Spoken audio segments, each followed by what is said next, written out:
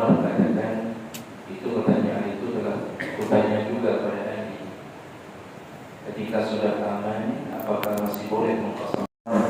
Maka Nabi menjawab, sadaqatun tasaddaqallahu biha alaikum wa aqridu sadaqatahu. Itu sedekah Allah yang diberikan kepadamu, maka terimalah sedekah. Jadi dalam posisi aman pun ternyata tidak menghalangi seseorang untuk melakukan qasar, karena itu sedekah Allah, hadiah Allah, maka terimalah hadiah.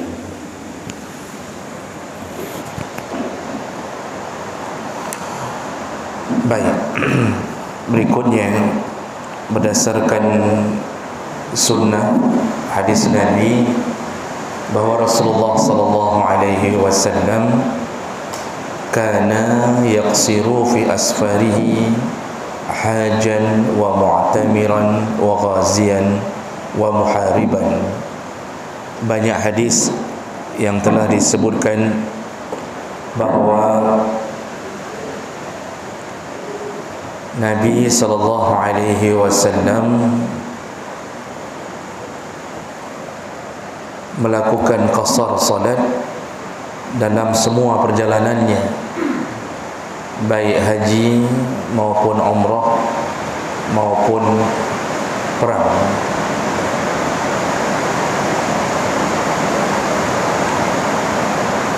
Lalu ditambahkan hadis dari Ibnu Umar radhiyallahu anhu. Ibnu Umar berkata, sahibtun Nabi sallallahu alaihi wasallam, aku pernah menemani perjalanan Nabi sallallahu alaihi wasallam, fakana la yazidu fi safar ala rak'atain wa Abu Bakr wa Umar wa Utsman. Kata Ibnu Umar, aku pernah menemani Nabi sallallahu alaihi wasallam dan beliau selalu dalam safar tidak salat melebihi 2 rakaat. Begitu juga ketika aku menemani Abu Bakar, Umar dan Utsman. Hadis riwayat Bukhari Muslim. Dari keterangan ini menunjukkan sahabat melakukan qasar ketika mereka safar. Bahkan Nabi adalah orang yang paling sering melakukan qasar ketika melakukan perjalanan. Baik, kemudian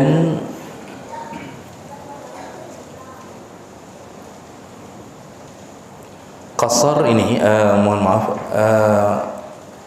dalam perjalanan itu memang ada beberapa hukum yang dibicarakan. Yang pertama tentang salat qasar, salat jama', lalu menyapu di atas sepatu, kemudian bolehnya atau tidak berbuka puasa ketika Ramadan, kemudian haramnya keluar perempuan kalau safar tanpa mahram, lalu gugurnya Jumat, gugurnya hari raya, dan gugurnya proses kurban. Lalu kemudian dibolehkannya makan hewan yang haram ketika safar dalam keadaan mudarat. Lalu boleh salat di atas kenderaan pada salat sunnah. Kemudian dibolehkan tayamum untuk menggugurkan, menggantikan salat, menggantikan wudu. Semua itu berhubungan dengan safar. Berikutnya, apa hukum melakukan salat qasar? Tadi sudah ada ayat, hadis sudah ada. Kemudian apa hukumnya melakukan salat qasar? Ada perbedaan pandangan tentang hukum melakukan salat qasar. Menurut mazhab Hanafi, al-qasru wajibun.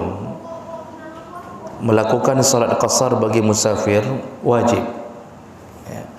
Menurut mazhab Hanafi, melakukan qasar bagi musafir wajib. Ya. Jadi tidak boleh ada pilihan lain. Ya. Kalau seandainya lupa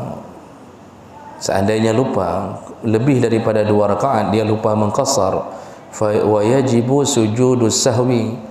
In kana sahwan, wajib sujud sahwi. Ini dalam mazhab Hanafi. Jadi dalam mazhab Hanafi, mengqasar solat itu wajib. Asal sudah keluar, enggak boleh ambil yang 4, harus ambil yang 2. Ya. Kemudian mazhab ini menyatakan bahawa kalau dilakukan dengan sengaja, ya, kalau dilakukan dengan sengaja salat 4 rakaat, maka dia telah melakukan dosa. Ya. Sampai segitu, berarti karena enggak melakukan yang wajib, berarti dosa. Kalau tadi tidak sengaja disuruh sujud sahwi. Kalau sengaja ambil 4 rakaat dalam safar, tidak melakukan qasar, maka dia telah melakukan dosa. Ini dalam mazhab Hanafi. Wa batalat salatuhu, maka salat yang pertama batal, dianggap batal. Salat 4 rakaat itu dianggap batal. Jadi harus ulang kembali menjadi qasar. Kenapa mazhab Hanafi mengatakan seperti itu? Karena ada beberapa dalil, di antaranya hadis Aisyah radhiyallahu anha. Aisyah berkata, furidat as-salat raka'ataini. Salat itu diturunkan di awal-awal, pada dasarnya di awal-awal Islam itu salat itu diturunkan 2 rakaat. Fa aqarrat salatus safar, ditetapkanlah 2 rakaat itu dalam salat safar. Wazida fi salatil hadar, namun ditambah 2 rakaat lagi dalam salat hadar. Hadar itu selain safar.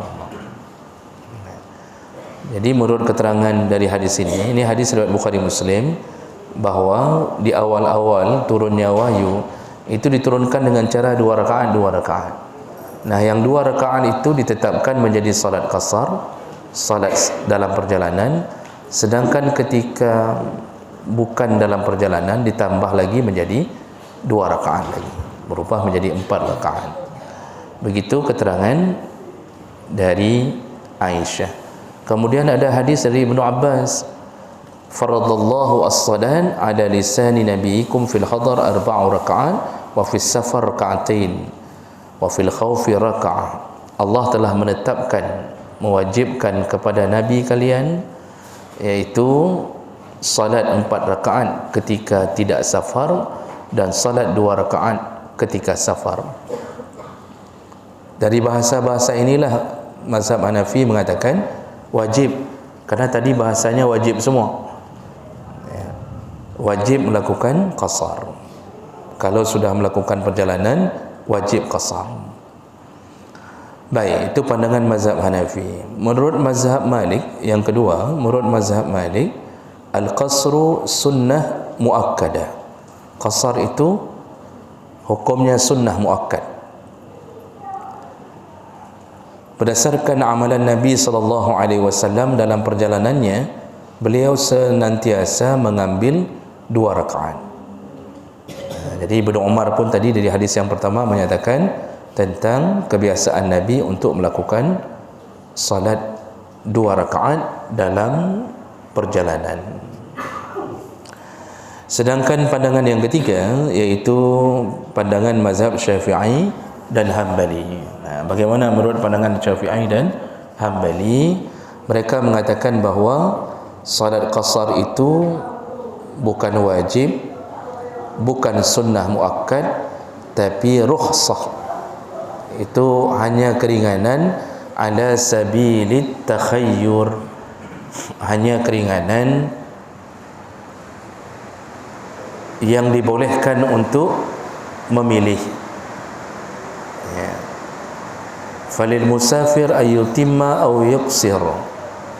Seorang yang melakukan perjalanan boleh memilih apakah mau melengkapkan 4 rakaat atau meringkaskan menjadi 2 rakaat. Jadi menurut mazhab Syafi'i dan Hambali silakan pilih, dan itu berdasarkan beberapa dalil, di antaranya ayat Allah tadi, yaitu falaisa alaikum junahun an taqsuru minas salah. Tidak mengapa bagi kalian untuk mengqasarkan salat kalau kalian sudah mulai melakukan perjalanan. Lalu ada hadis juga yang menyatakan tentang anna sahabah kanu yusafiruna ma'a Rasulillah. Para sahabat ada yang melakukan perjalanan bersama Nabi. Faminhumul qasir, di antara mereka ada yang mengqasar salatnya. Wa minhumul mutim, di antara mereka juga ada yang menyempurnakan salatnya. Wa minhumus shaim wa minhumul muftir, ada yang melanjutkan puasa, ada yang berbuka. Wala yu'aibu ba'duhum ala ba'din, tidak ada yang saling mengaibkan, tidak ada yang saling mencela. Nah, ini di antara hadis-hadis yang menunjukkan bahawa dibolehkan memilih. Dibolehkan memilih. Kalau kita berhenti di waktu zuhur, kita berangkat dari satu tempat mencukupi syarat-syarat qasar, nanti syaratnya akan kita sebutkan ke depan. Jadi silahkan pilih, mau salat zuhur 4 rakaat boleh, mau melakukan qasar boleh. Lalu timbul pertanyaan, kalau boleh pilih, mana yang lebih baik? Mana yang lebih baik diambil? Ambil azimah atau rukhsah? Azimah itu syariat yang dari awal duhur itu 4 rakaat, begitu syariatnya. Rukhsah keringanannya menjadi 2 rakaat. Nah, kalau seandainya kita berhenti untuk salat di dalam perjalanan, mana yang lebih utama untuk diambil? Apakah salat qasar 2 rakaat atau salat sempurna 4 rakaat? Dan semua ulama tadi, Hanafi dan Maliki, itu memang sudah mengambil keputusan qasar yang lebih utama. Bahkan mazhab Hanafi tadi mengatakan qasar wajib. Kalau mazhab Malik mengatakan qasar sunnah muakkad. Kalau itu sudah pasti qasar, mereka mengutamakan qasar. Dalam mazhab Syafi'i dan Hambali yang dibolehkan memilih, mana yang lebih utama? Menurut mazhab Syafi'i, wa 'inda Syafi'iyah 'ala al-masyhur, menurut mazhab Syafi'i, pandangan yang paling kuat adalah al-qasru afdalu minal itmam. Mengqasar lebih baik daripada menyempurnakan salatnya. Iza wajada fi nafsihi karahatun lil qasar, kalau ada pada dirinya rasa tidak suka untuk mengqasar. Itu perlu dipahami benar-benar Bapak Ibu. Ini sudah pada poin pentingnya, sudah boleh bangun. Ini sudah pada poin penting, perlu diingat bahawa kalau dalam perjalanan kita yang bermazhab Syafi'i, ternyata pilihan mazhab Syafi'i mengqasar lebih baik daripada mengambil sempurna. Kalau dia merasakan tidak suka pada qasar. Bagaimana maksudnya merasakan tidak suka pada qasar? Kadang-kadang ada suami isteri ketika berhenti di masjid, suami mengatakan, kita salat qasar saja, ambil aja 2 rakaat. Lalu isteri menyatakan, janganlah, nampak kali orang malas kalau melakukan qasar, maunya kan 4, jangan ringan-ringankan. Ketika mulai timbul rasa tidak suka pada qasar, disitulah disuruh tundukkan hati, ambil qasar. Kenapa begitu? Karena melawan amalan Nabi. Nabi asal sudah berjalan selalu melakukan qasar. Di kita tiba-tiba merasa kita lebih hebat daripada Nabi, dan kita merasa kita meringan-ringankan solat. Kalau kita merasa meringan-ringankan solat, maka kita telah menuduh Nabi meringan-ringankan solat. Padahal Nabi menjalankan syariat bukan karena keringanan itu, tapi karena beliau tahu mana yang lebih disukai Allah. Ya. Ini bisa diambil kesimpulan, lebih bagus ambil qasar daripada melengkapkan rakaat menjadi salat 4 rakaat, untuk membuang rasa seakan-akan kita lebih hebat daripada Nabi sallallahu alaihi wasallam. Ya. Ini dalam pandangan mazhab Syafi'i lebih utama qasar. Dalam pandangan mazhab Hambali yang juga tadi membolehkan memilih, mazhab Hambali mengatakan wal qasru afdalu minal itmam mutlaqan 'inda al-Hanabilah. Menurut mazhab Hambali, mengqasar lebih baik daripada melakukan sempurna. Ternyata kedua imam besar ini dua-duanya berpandangan walaupun boleh pilih, tapi tetap pilihan yang utama adalah qasar. Itu semua dirujuk kepada kebiasaan Nabi, kemudian merujuk kepada bahasa hadis Nabi tadi, bahawa sadaqatun tasaddaqallahu biha alaikum faaqbilu sadaqatahu. Qasar itu hadiah Allah untukmu, terimalah hadiahnya. Jadi dikasih hadiah sama Allah, ambillah, jangan kau tolak hadiahnya. Itu bahasa Nabi. Kemudian secara logika, kalau Nabi sudah melakukan, lalu kemudian Allah pun mengizinkan, kenapa kita mau yang berat-berat sedangkan sudah diringankan? Kalau ada yang ringan, kenapa yang suka yang berat? Kita ini kadang-kadang mengambil konsep zaman fitnah, kalau bisa dipersulit, kenapa dipermudah? Padahal sini sudah dipermudah oleh Allah dan Nabi. Kalau bisa dipermudah, kenapa harus dipersulit?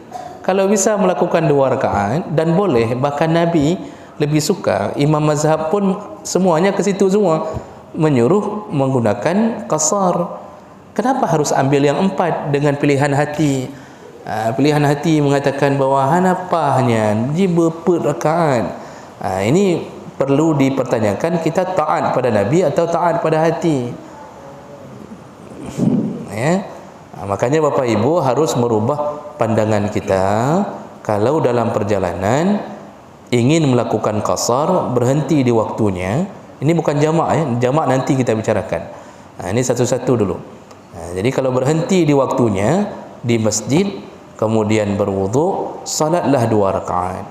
Itu lebih utama mengikuti amalan Nabi sallallahu alaihi wasallam. Walaupun kita sehat, walaupun kita pakai mobil pribadi, walaupun waktu kita banyak, tapi agama ini sandarannya adalah ketaatan, bukan sandarannya logika. Itu yang lebih utama untuk mengambil. Kagebi keringanan, kepada apa hek-hek ro tu rakaat kalau dalam perjalanan. Baik. Itu tentang hukum salat qasar. Kemudian satu permasalahan lagi, yaitu tentang sebab-sebab dibolehkannya qasar. Apa saja syarat atau sebab yang menyebabkan dibolehkannya melakukan salat qasar? Yang pertama, al-masafah allati yajuzu fiha al-qasar. Yang dibicarakan adalah jarak tempuh. Jarak tempuh dalam sebuah perjalanan. Berapa jarak yang membolehkan terjadinya salat qasar? Menurut mazhab Hanafi, jarak yang menyebabkan bolehnya wajib melakukan salat qasar, karena mazhab Hanafi tadi wajib, yaitu apabila perjalanan menempuh masirata salasati ayyam wa layaliha, yaitu jarak perjalanan 3 hari 3 malam.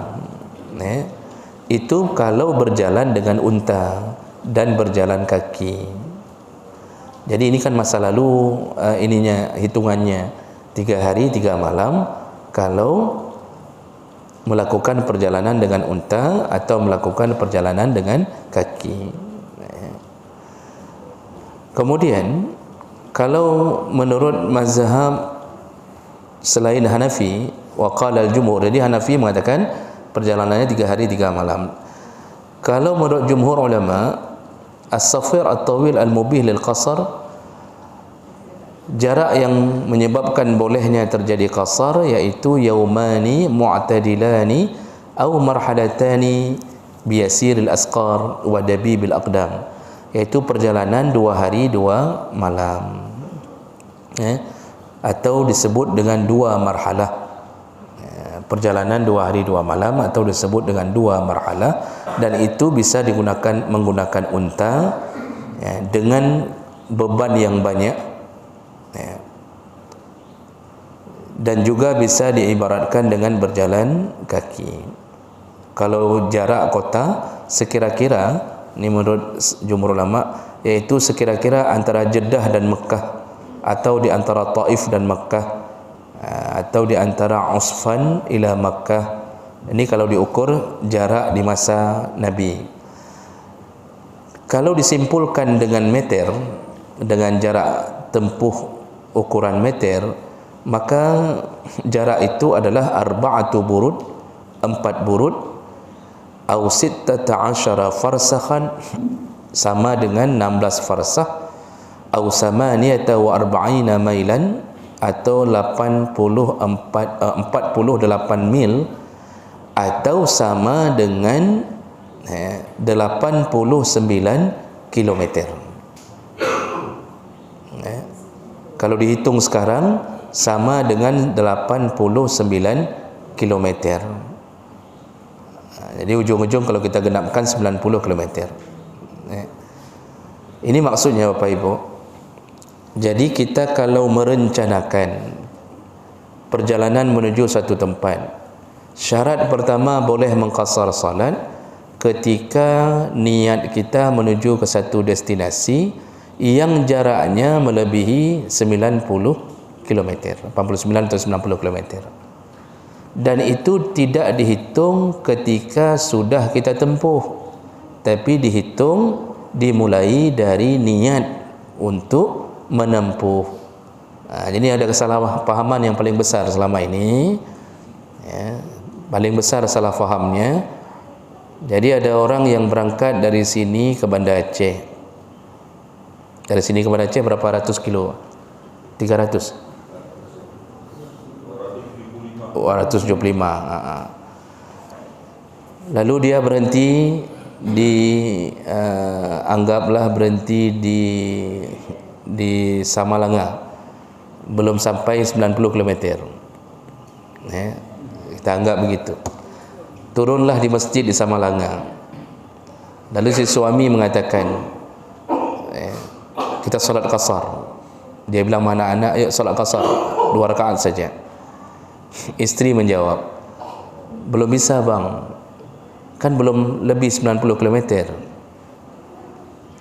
Dan itu banyak terjadi begitu. Jadi beranggapan Samalanga belum melebihi 90 km, sehingga belum boleh. Karena waktu mengaji teringat jarak yang ditempuh adalah 90. Ini yang mana yang benar? Suami apa istri? Suami yang benar. Karena yang dilihat bukan jarak yang sudah ditempuh. Yang dilihat adalah niat ketika ingin menempuh destinasi tersebut. Asal sudah mau berangkat, tahu tempat, maksudnya tahu tempat jelas ke mana berangkat. Dari Lok Semawe kita berangkat, belum masuk waktu zuhur. Pas di Batu Pahat masuk waktu zuhur. Berhenti walaupun baru sekitar 15 km atau 10 km, di sana pun sudah boleh, karena yang dijadikan acuan adalah jarak yang kita niatkan untuk kita tempuh. Itu perlu dipegang baik-baik, Karena banyak selama ini yang mungkin mengaji di waktu kecil lupa diperjelas bagaimana maksud yang sebenarnya, sehingga terjadi dawa-dawi. Oh hana truk lo, pandai je tak semayang di Batu Pahat baru 10 kilo. Enggak usah jauh-jauh, perjalanan jamaah kita dalam beberapa tempat saja itu karu masalahnya. Jamaah kita kalau pergi berapa tempat, itu ributnya masalah itu. Ributnya mana boleh, enggak boleh lah melakukan ini belum sampai 90. Yang satu mengatakan bolehlah, tadi rencana kita mau berangkat lebih jauh lagi. Nah, ini kesalahpahaman yang terjadi. Masalah jarak dihitung adalah jarak yang diniatkan, bukan jarak yang sudah ditempuh. Wal masafatu fil bahri kal masafah fil barri. Jarak di laut sama dengan jarak di darat. Jadi untuk menghitung jarak di laut juga sama dengan jarak di darat, yaitu 89 km. Kalau dari sini kita Kengon, dari sini ke Gunung Salak belum sampai itu, ini nggak boleh melakukan qasar kecuali kita destinasinya mau ke Takengon, ke kota Takengonnya. Berarti sudah, saya pernah lihat di internet 105 entah 115 begitu dari sini ke kota Takengon. Kalau kita mau ke sana berhenti di Gunung Salak untuk solat duhur qasar, dibolehkan. Tapi kalau destinasinya hanya ke Gunung Salak, nggak boleh, karena belum sampai 89 km. Wallahu alam. Kalau sampai Benar Meriah itu perlu dicek di internet. Wallahu alam. Jadi itu yang perlu difahami, sangat-sangat harus paham tentang model ukuran jarak ini yang dimaksud. Dan itu berdasarkan dalil. Nabi SAW menyebutkan, ya ahla Makkah, wahai penduduk Makkah, la taksuru fi aqalli min 4 burud. Janganlah engkau mengqasarkan salat kecuali jarak engkau tempuh melebihi 4 burud. 4 burud tadi 89 km tadi. Juga perjalanan Ibnu Umar dan Ibnu Abbas mengatakan mereka selalu melakukan salat qasar 2 rakaat kalau sudah berniat untuk melakukan perjalanan 4 burud fama fauqa, atau lebih daripada 4 burud. Kenapa harus jarak seperti ini? Kenapa Nabi enggak mengatakan 25 km aja enggak apa-apa? Kenapa harus 90 atau 89 km? Lianna fi hadzal qadar tatakarrar masyaqqatu syaddi wa tirhal wa fi ma dunahu la tatakarrar.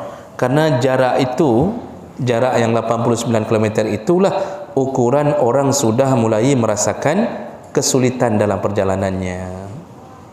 Jadi kan syariat itu diringankan ketika orang mengalami kesulitan, dan ukuran yang dianggap orang mulai terasa sulit adalah ketika dia berjalan melebihi 90 km, maka mulailah diringankan oleh Allah Subhanahu wa taala. Namun bukan bermakna harus mencapai jarak itu dulu, tetapi sudah diringankan dari awal sampai dia menyelesaikan perjalanannya. Dan ini Pak, jarak ini enggak boleh nego.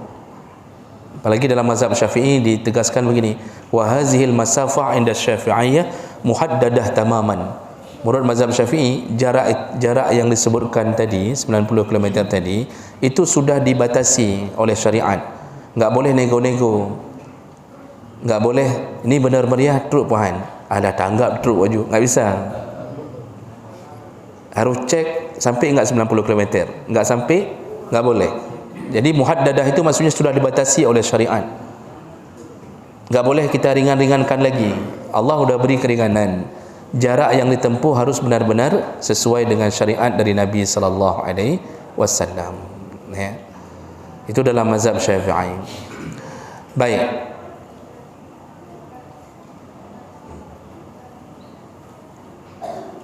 Jam berapa boleh solat? 7 kurang 5 ya. 7 kurang 5 ya. Baik, satu lagi lah Bapak. Satu lagi kemudian kita bertanya jawab. Ini kalau kita keluar enggak solat, rasanya rugi Pak. Kalau kita keluar tanpa kita menyempurnakan dengan solat 2 rakaat, kita kehilangan pahala haji dan umrah. Baik. Kemudian yang kedua, syarat kedua yaitu na'us safar allazi tuqsaru fihi shalah. Syarat kedua adalah jenis perjalanannya. Apa maksud jenis perjalanannya? Yaitu tidak boleh ada unsur-unsur maksiat. Baru boleh melakukan qasar kalau perjalanannya tidak mengandung unsur-unsur maksiat. Ini pandangan mazhab selain Hanafi. Jadi jumhur ulama mengatakan la tubahu ar-rukhas, tidak dibolehkan mengambil keringanan itu, wal al-qasru wal jam'u wal fitru, tidak boleh mengambil keringanan baik salat qasar maupun jamak maupun berbuka puasa di perjalanan ataupun menyapu sepatu. Tidak dibolehkan fi safaril ma'siyah, enggak boleh kalau perjalanannya perjalanan maksiat. Bagaimana contoh perjalanan maksiat? Kal ibaq, seperti budak yang melarikan diri dari majikan. Ini budak ni lari. Selama dalam pelarian dia enggak boleh mengambil qasar atau jamak. Kalau waktu bulan Ramadan enggak boleh buka, enggak ada keringanan, itu dianggap perjalanan maksiat. Kalau budak saja enggak boleh mengambil keringanan karena bermaksiat, apalagi isteri yang melarikan diri dari suami. Ya. Isteri melarikan diri dari suami, di tengah perjalanan enggak boleh mengambil qasar, enggak boleh mengambil jamak, enggak boleh berbuka puasa. Jadi kayak mana? Ya salat sempurna. Kalau enggak, seandainya dia ngambil qasar, batal, enggak sah, dianggap belum salat. Ya, jadi ngambil sempurna, duhur sempurna, asar sempurna, isya sempurna. Tapi biasanya kalau istri yang melarikan diri, biasanya istrinya enggak salat. Karena kalau salat biasanya enggak lari. Atau suami sama, suami yang meninggalkan istri untuk selingkuh, berarti ada keinginan untuk bermaksiat, maka juga enggak boleh mengambil keringanan ini, enggak boleh. Jadi harus salat sempurna. Tapi biasanya suami selingkuh enggak salat. Biasanya. Contoh lain, wa qat'ut tariq, yaitu merampok perjalanan untuk merampok. Ya, itu dianggap perjalanan maksiat. Wa tijarah fil khamri wal muharraman, atau melakukan perdagangan bisnis dalam bisnis khamar atau benda-benda yang diharamkan. Maka semua toke sabu-sabu, pengedar sabu-sabu atau apa saja bisnis yang bau haram, maka mereka tidak diizinkan untuk mengambil keringanan Allah. Semua maksiat ini itu diharamkan, membuat terjadinya keharaman pada salat qasar, karena ada satu kaedah yang menyebutkan ar-rukhasu la tunatu bil ma'asi. Allah tidak akan berikan keringanan pada orang yang ahli maksiat. Jadi keringanan Allah itu pada hamba yang disayang, yaitu hamba yang taat, hari-harinya salat. Ketika melakukan perjalanan, Allah ringankan dia supaya tetap bisa salat. Nah, ini menurut pandangan jumhur ulama, enggak boleh ada perjalanan yang berbau maksiat. Nah, bagaimana dengan seandainya pertama enggak ada rencana maksiat, di tengah perjalanan berencana maksiat, Jadi misal seseorang pergi lalu di mobil ketemu kawan yang ternyata diajak untuk bermaksiat. Dia tadi nggak ada rencana bermaksiat, tapi ketemu kawan yang merencanakan untuk bermaksiat. Jadi muncullah rencana maksiat itu di tengah jalan. Ya. Hal yang seperti ini menurut pandangan jumhur ulama, kalau seandainya seseorang di tengah perjalanannya baru muncul rencana maksiat, di awal perjalanan nggak ada, di tengah perjalanan muncul rencana bermaksiat, kazina, seperti ingin berzina, atau surqah, atau ingin mencuri, atau ghasab, atau ingin merampas, begal, atau qazaf, atau ghibah, ataupun muncul maksiat seperti mengupat dalam mobil, mengupat atau menuduh seseorang melakukan zina, fayajuzu lahu at-tarakhus min qasrin wa ghairi, maka dibolehkan dia tetap mengambil qasar, dibolehkan. Kenapa? Karena itu bukan tujuan utamanya dari awal perjalanan. Jadi dianggap dia hanya fasik, dia hanya orang yang terjatuh ke dalam maksiat. Jadi bukan merencanakan maksiat. Dan ini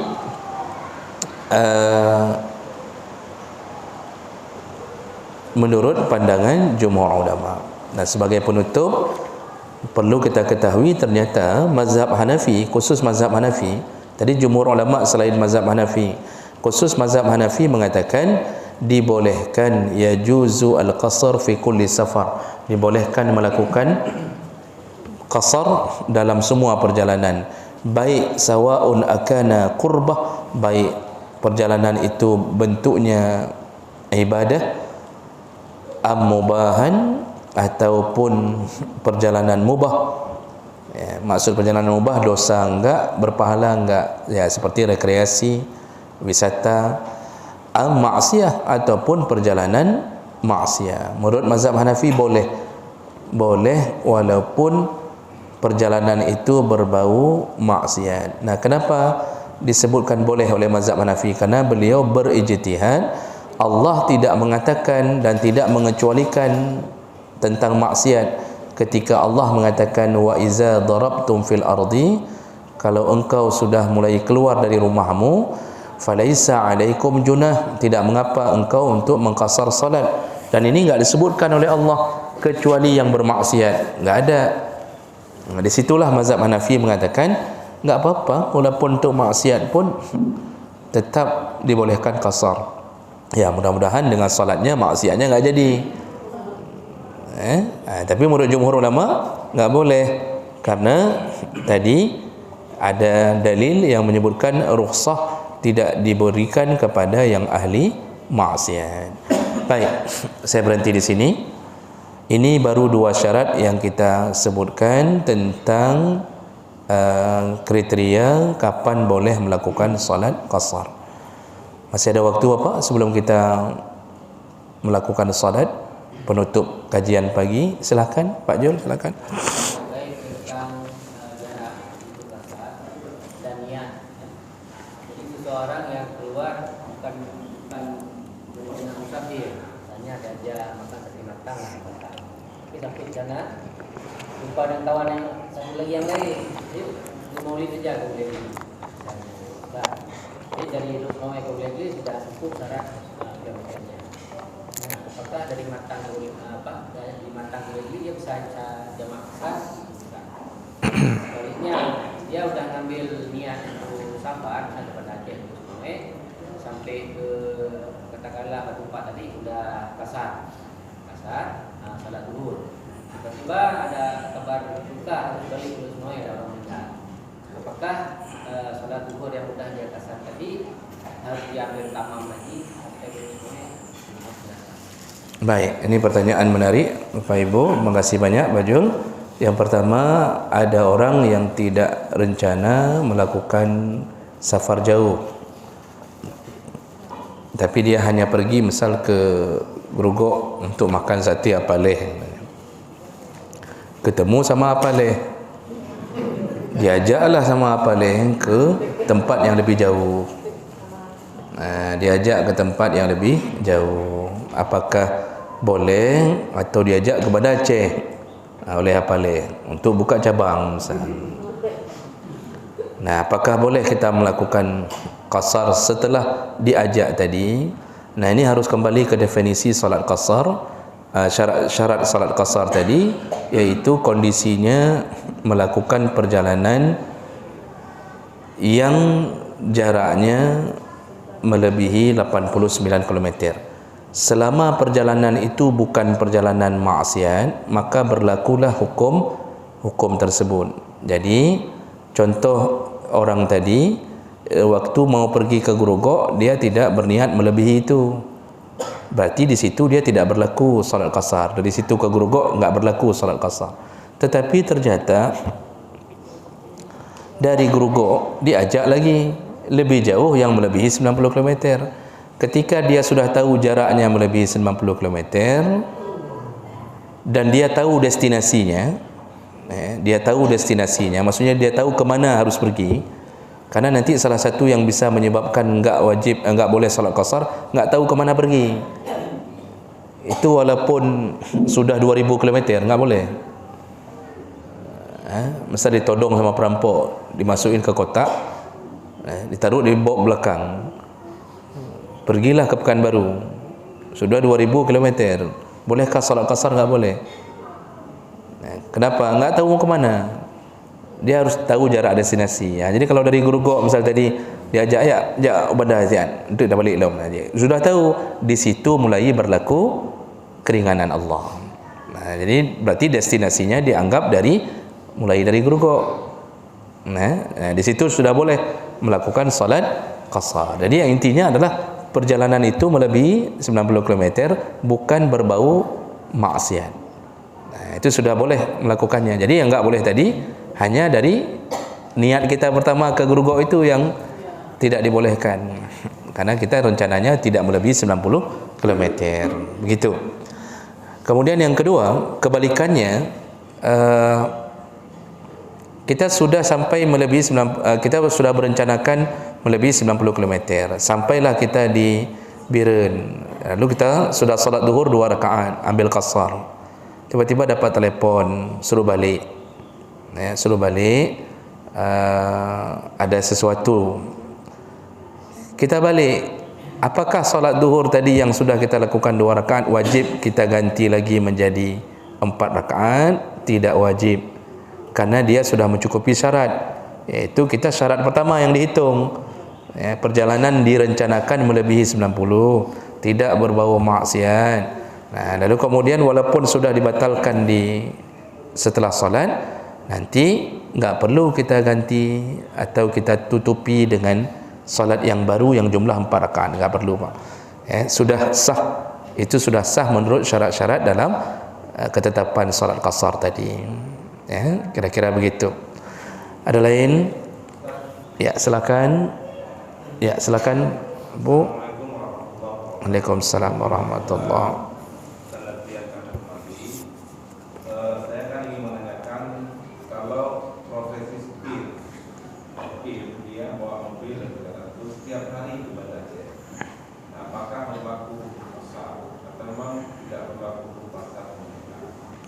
Kemudian yang kedua, ini akan berbahaya sedikit pertanyaannya menyangkut dengan bahwa qasar itu tidak berlaku bagi yang melakukan maksiat. Katakanlah tadi istri yang pergi dari rumah tanpa seizin suami. Kemudian bagaimana dengan suami yang punya istri kedua? Dia pulang istri kedua ke Siki misalnya, tapi tanpa izin pertama, apakah itu berlaku hukum maksiat atau tidak? Terima kasih. Assalamualaikum warahmatullahi wabarakatuh. Waalaikumsalam warahmatullahi. Baik, yang pertama karena yang kedua berbahaya. Yang pertama malah saya lupa. Karena bahaya dat yang kedua ketua yang pun profesi supir. Profesi supir itu tidak berlaku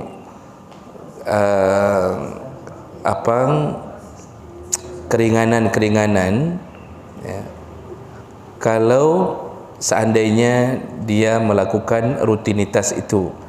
Ini dalam pandangan Syafi'i, tapi dalam pandangan mazhab lain yang mengatakan berlaku.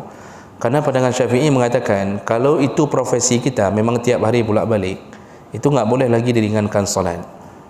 Enggak boleh lagi, karena itu sudah menjadi dianggap meremehkan urusan syariat. Tapi walaupun begitu ada khilaf, ada yang mengatakan boleh. Nah, sama dengan hukum orang yang berpuasa Ramadan bagi seorang supir. Karena kan puasa Ramadan boleh buka kalau perjalanannya menyebabkan kalau perjalanannya juga melebihi 90 km. Bagi musafir, perjalanan musafir dalam Ramadan menyebabkan boleh berbuka. Syaratnya kalau mazhab Syafi'i, dia keluar sebelum salat subuh. Nah, sekarang supir tiap hari begitu, jam 4 pagi berangkat ke Medan, pulang begitu lagi besok. Apakah dia boleh tidak puasa setiap hari? Mazhab Syafi'i langsung dengan tegas mengatakan tidak boleh. Tidak berlaku bagi supir. Tidak berlaku bagi orang yang terus-terusan melakukannya secara rutin, karena itu akan timbul meremehkan syariat. Begitu dalam pandangan mazhab Syafi'i. Tapi walaupun apapun kita bilang, yang supir rata-rata enggak solat. Walaupun kita bilang enggak boleh ini, enggak boleh itu, mai peduli pihak apa itu jamak, apa itu qasar. Jangankan jamak qasar, salat yang utama saja mereka tidak salat rata-rata. Tidak semua supir, Pak. Kecuali supir yang mengaji di subuh ini, yang lain semuanya rata-rata hanya sembahyang. Karena supir punya orang dalam untuk mengurusi surga.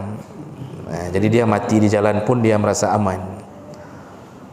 Begitu orang yang sudah ditutupi mata hatinya oleh Allah. 3 kali tinggal Jumat, kata Allah, la yakhtimanna ala qulubihim. 3 kali tinggal Jumat ditutup mata hati oleh Allah, sehingga enggak takut lagi, enggak ada lagi rasa takut sampai betul-betul mati. Hilang rasa takut itu. Nah, itu kalau efek 3 kali tidak Jumat. Makanya ada isteri-isteri yang mendapatkan suami yang enggak takut lagi sama Allah, enggak takut lagi. Akibatnya salat enggak, puasa enggak, pukul isteri menjadi pekerjaan biasa, berbohong biasa, maksiat biasa. Itu akibat tidak salat. Baik, pertanyaan kedua, perjalanan menuju ke rumah isteri kedua, ya Pak? Rumah isteri kedua itu ya jaraknya melebihi 90 km. Kemudian tidak ada rencana bermaksiat, karena isteri kedua bukan maksiat. Yang maksiat adalah kalau rencana selingkuh, itu maksiat. Isteri kedua tidak maksiat, walaupun dianggap maksiat oleh sebahagian isteri. Walaupun dianggap maksiat oleh sebahagian isteri, tapi itu bukan maksiat. Apakah boleh melakukan salat tersebut? Maksudnya ini rumah isteri pertama, ini rumah isteri kedua. Nanti ini dibicarakan Bapak Ibu dalam pandangan yang lebih kuat. Ini ada khilaf, memang masalahnya ada khilaf. Dalam pandangan yang lebih kuat, selama perjalanan dari rumah isteri pertama ke rumah isteri kedua mencukupi syarat-syarat qasar, maka tetap dibolehkan untuk melakukan salat tersebut. Tetap dibolehkan. Jadi enggak dianggap seperti orang pulang kampung. Pokoknya selama tidak ada rencana, nanti ini ke depan ni baru saya perjelas satu-satu biar tidak bingung. Selama tidak ada rencana untuk berdiam menjadi mukim, ya, itu masih boleh untuk melakukan salat qasar dan jamak nantinya. Jadi itu dilihat dulu nanti berapa hari rencana tinggal di rumah isteri kedua. Kalau rencana cuma tinggal sehari, 2 hari, maka selama di rumah isteri kedua pun masih boleh. Tapi kalau sudah merencanakan tinggal menjadi mukim melebihi 3 hari, nah setelah lebih 3 hari itu pas sampai di sana itu sudah tidak boleh. Bukan menunggu lebih 3 hari, tergantung niat berapa hari mau tinggal. Jadi intinya dibolehkan melakukan salat qasar atau jamak walaupun perjalanan menuju ke rumah sendiri, maksudnya ya rumah yang kita sediakan untuk isteri kedua. Nanti ke depan begini Pak, sebagai penutup ini, sampai-sampai kalau kita nggak ada rencana, ni kita dah sampai ke Biren, rencana ke bandar, ada yang tinggal di rumah, apakah tinggal ban mobil, punya tinggal ban mobil gimana cara truk Biren, misal tinggal apalah kan, tinggal dompet, balik lagi dari Biren ke sini, pas datang ke sini pas masuk waktu zuhur, tapi sudah berada di rumah sendiri. Apakah boleh mengambil qasar zuhur di rumah sendiri? Boleh, karena dia nggak ada rencana untuk balik, rencana dia cuma mau ngambil dompet. Jadi ukurannya ke situ nanti, sama juga. Nanti ke depan ni ada syarat-syarat yang lain yang harus kita fahami. Ya, insya-Allah kita sempurnakan di minggu yang akan datang. Ya, saya rasa tidak ada pertanyaan lain ya Pak. Kita anggap saja tidak ada ya. Alhamdulillah. Dan mohon maaf Bapak Ibu pada pengurus KBPI, saya mohon maaf saya tidak bisa hadir untuk acara takziah berapa hari karena ahlinya langsung berangkat ke bandar. Kemarin pun saya nggak bisa hadir pemakaman solat jenazah. Saya sakit dari malam sampai maghrib. Kebetulan batu ginjal bermasalah sehingga nggak bisa bangun. Padahal sudah niat sekali saya ingin mensolatkan beliau. Jadi kita bertemu kembali insya-Allah di minggu yang akan datang. Kita akan sempurnakan pembahasan masalah ini insya-Allah. Subhanakallahumma bihamdik asyhadu an la ilaha illa anta astaghfiruka wa atubu ilaik.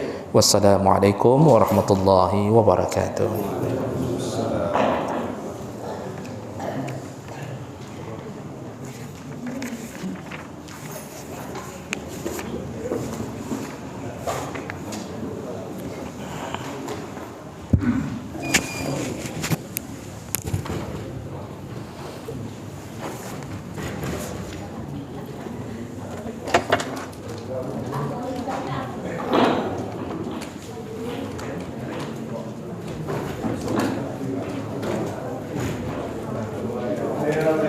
Dari jam 8.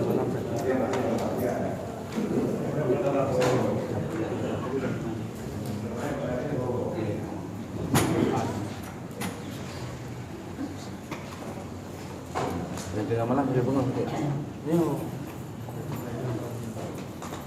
Kagak tahu. Sampai malam tu. Yang kelas baru di rumah.